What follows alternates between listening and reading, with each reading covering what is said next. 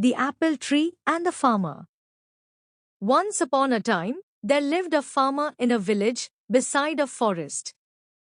He had a big garden that had an old apple tree and other plants, trees and beautiful flowers. When the farmer was a little boy, he spent much of his time playing with the apple tree.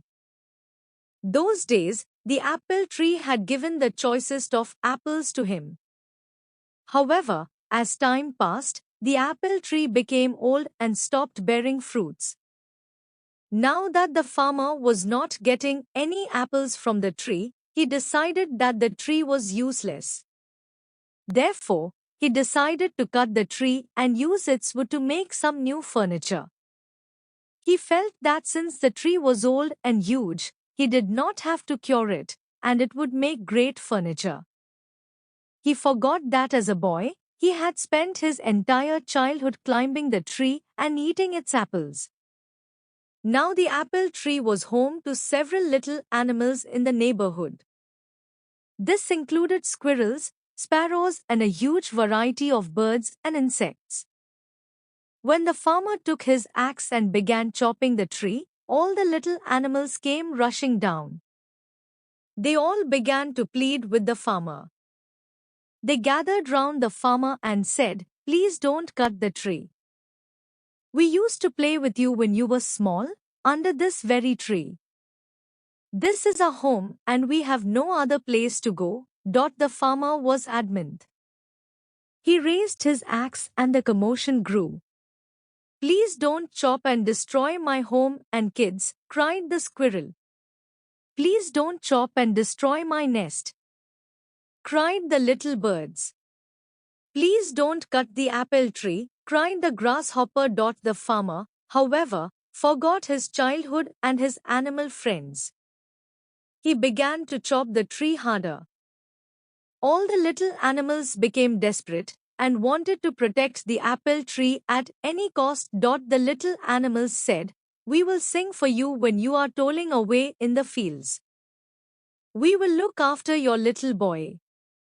He will not cry, but instead will be entertained and happy. You will like our songs and will not feel tired." However, their cries for help fell on deaf ears. All of a sudden, he noticed something shiny. On inspecting it, he realized that it was a beehive full of honey. He took a little and put it in his mouth. The taste of the honey woke up the little boy in him. Suddenly, the memories of his childhood came rushing back. The honey tasted so good that he wanted more. It brought a sense of happiness to him. He smiled and exclaimed, "This tastes amazing." Realizing the change in the farmer's attitude, the little animals spoke in unison. The bee said, "I will always provide you with sweet honey." The squirrel said, "I will share any amount of nuts that you want." The birds cried, "We will sing as many songs as you want."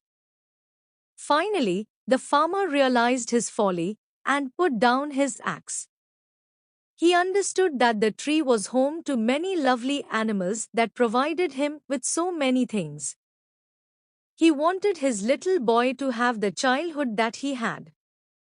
The farmer realized that the apple tree was not that fruitless. The little boy in him saved the apple tree.